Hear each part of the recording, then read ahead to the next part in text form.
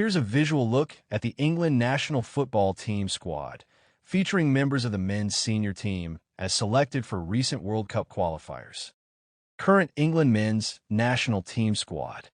Thomas Tuchel has named a balanced 24-player squad for England.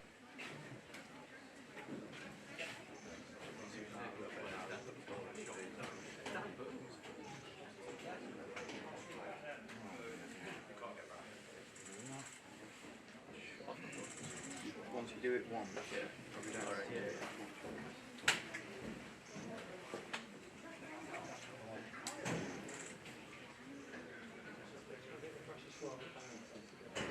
England's 2026 FIFA World Cup qualifiers against Andorra and Serbia. The team sees a blend of experienced internationals and exciting newcomers. Goalkeepers: Jordan Pickford, Dean Henderson, James Trafford. Defenders: Dan Burn, Mark Gahey, Reece James.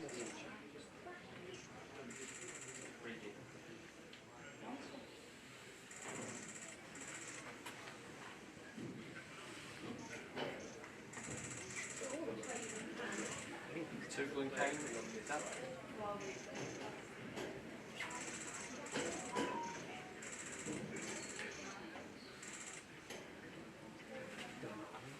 James, Ezri Konsa, Miles Lewis-Skelly, Tino Livramento, Jed Spence, John Stones.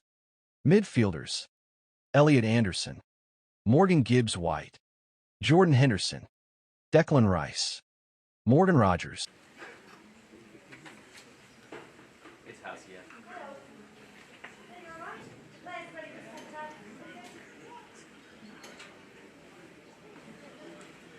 Doubt it. That's what I'm saying. Okay. When they do the puzzle. Well, we can keep going. Yes, do that. You can chuck some passes.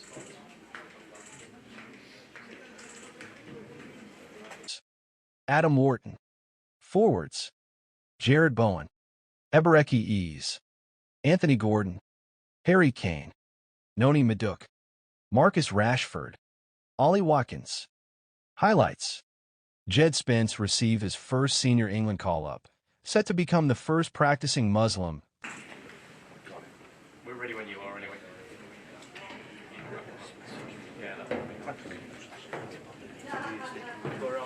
Yeah, yes, piece of land.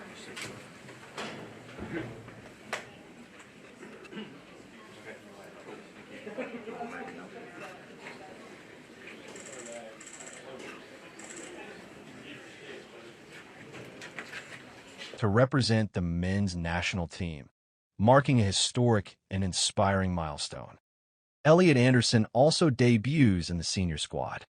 Notably, Trent Alexander-Arnold has been omitted from this squad despite his high-profile performances. Bukayo Saka. Okay, every three, just dive the knee.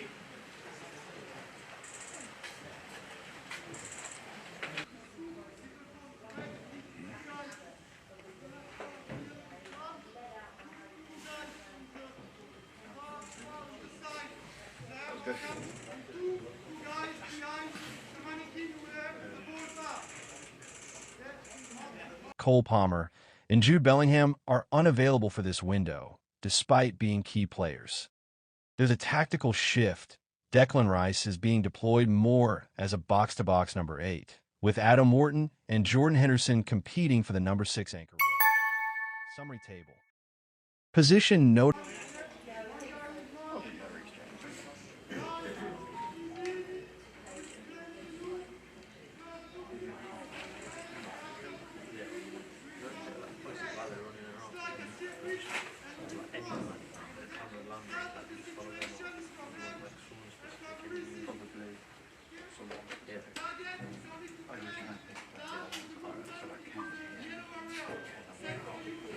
Notable inclusion notes.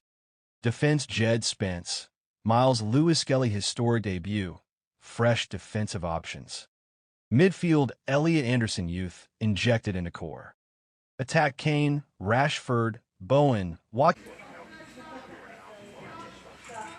Yes, they all will. 25 members of the England squad are out on the grass, and it's a perfect conditions for them. We had a huge rainstorm there 5 minutes before they came out. It's thickened up the surface. They would love it out there, and it's stopped raining now. They're joined by two of the under-20s players as well, in Lorne McCabe and Zach Abbott, who you may see in the pictures that we're about to show you. But from Thomas Tuchel's perspective... Atkins' experience maintained. Saka, Palmer, Bellingham absent. Tactics Rice as number 8. Henderson versus Wharton as number 6, clearer roles emerging under Tuchel. What this means: inclusivity and... You get the impression that he feels this is where the real business starts. Of course, he's got 3 back-to-back England camps now in successive months: September, October and November. And then he won't see the players again until March, so bear in mind this is a World Cup year for Thomas Tuchel. This is vitally important. And there he is, look, with John McDermott, the FA Technical Director, alongside him, taking a bit of a distant view of... and fresh talent. Spence's selection resonates widely. It symbolizes growing diversity and sends a powerful message of representation. Clear tactical identity. Tuchel is reducing squad size and focusing on players right now as they begin their warm-up today. You'll be aware, of course, that this isn't his strongest squad. He's missing 3 key players who you'd expect to be in his World Cup squad. Maybe, probably, even in his starting 11 for the first World Cup game, whether that's against, and assuming England qualify for it, of course. Because there's no Jude Bellingham, no Bukayo Saka, and no Cole Palmer because of injury. But the players that he's got out there have got a really big opportunity to try and impress. Find roles, less rotation, more structure. Competition and adaptation. The midfield sees new competition, while the absence of top names opens space for emerging talent. Goalkeepers. Jordan Pickford, still the number 1 choice for big games. Dean Henderson, reliable backup with more PL experience now. It's the first England training session we've seen of the new season. They had a light session yesterday at the Tom Rowan joined up yesterday. But this will be their first full training session of the new season. And it's good to see all of them out there present and correct.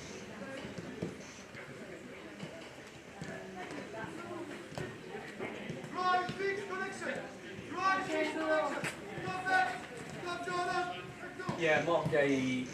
James Trafford, young option, seen as a long-term investment. Defenders. John Stones, veteran leader at the back. Mark Gahey, becoming a consistent starter. Ezri Konsa, offers pace and versatility. Dan Burn, giant presence. It's the first time we've seen him since that failed move from Crystal Palace to Liverpool, isn't it? And look, he is one of the most professional footballers you can meet out there. He's one of the nicest people that you can come across in football, Mark Gahey as well. We're just scanning to try and find him for you at the moment, because they're all scattered over different sides of the pitch. Is that him in the top left-hand corner, I think? If I can mention that to Dan, our camera. We'll zoom in and try and find him, but from Mark Gahey's point of view, I think that's further left on... Aerial strength. Reece James, first choice right back when fit. Tino Livramento, backup fullback flexibility. Jed Spence, historic first Muslim player for England's men's team. Miles Lewis-Skelly. But yeah, it's been a very difficult few days for him, hasn't it? Because he had his heart set on a move to Liverpool, and it all moved fairly late. And in the end, it fell through. There he is. Look, in the end, it fell through. So these are the first pictures we've seen of Mark Gahey since that collapse in his move to Liverpool. He was very happy about it, huge smile on his face. And that's always the case with Mark Gahey, isn't it? When he's out there on a football pitch. And surprise call, very young but highly rated. Midfielders. Declan Rice, shifted to a more advanced number 8 role. Jordan Henderson, experience, competing for the holding role. Adam Wharton, strong in possession, also a number 6 option. As I say, his was a very different approach to Alexander Isak at Newcastle and Johan Wissa at Brentford, who I think it's fair to say agitated for moves away, and they got their moves. Mark Gahey is not that sort of character. I can't imagine he would ever agitate for a move, but he did make it very, very clear that he wanted to go to Liverpool, and he didn't get that move. Largely because Crystal Palace couldn't get a replacement in on deadline day. We know that Igor... Option. Morgan Gibbs-White, creative link player. Elliot Anderson, new call-up, energetic box-to-box. Morgan Rogers, direct runner from midfield wing. Forwards, Harry Kane, captain, focal point in attack. Marcus Rashford, Julio, the Brighton centre-back, was having a medical at Crystal Palace, but there were delays and doubts about whether the Gay deal would happen, whether Palace would let him go. It was pretty clear that Oliver Glasner had made it clear to Steve Parish, the chairman, they didn't want him to go. And because of those delays, Igor decided instead that he'd move to West Ham. And made the move there. So from Mark Gay's perspective, that meant he was lying in a body scanner. pace and finishing threat. Ollie Watkins, in top form, competing strongly with Kane. Anthony Gordon, work rate and dribbling on the wing. Jared Bowen, consistent goal output. Ebereki ease, skillful, creative attacking midfielder winger. Noni An hour and a half or so before the deadline passed, when he was told to return to Crystal Palace and his move to Liverpool result, it's been made very clear to me that has damaged relationships between the player and the manager, Oliver Glasner. As I say, Gay is not the sort of player to agitate or down tools or anything like that. And so I can't imagine there causing any problems, but he's far from happy with his dream move to Anfield. Duk, tricky winger, direct dribbler. Key absences. Bukayo Saka, injured, unavailable. Jude Bellingham, out this window.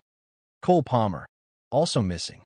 Trent Alexander-Arnold, left out despite form. This squad shows Tuchel is leaning towards balance, structure, and introducing fresh blood, while still keeping a core of Kane, Stones, Rice, and Pickford. Most important in his eyes by the manager right at the very final stage. It's probably a blessed relief for Mark Gay to be out here training with England right now in consequence of 2 big World Cup qualifiers for England. Get himself a bit of time away from Crystal Palace because I think he wants the dust to settle before everybody moves on. From his perspective, the elite clubs in world football over the next year or so, but at the moment he's very, very disappointed having missed out on that move to Liverpool. But he's doing what he always does. He's out there training with smart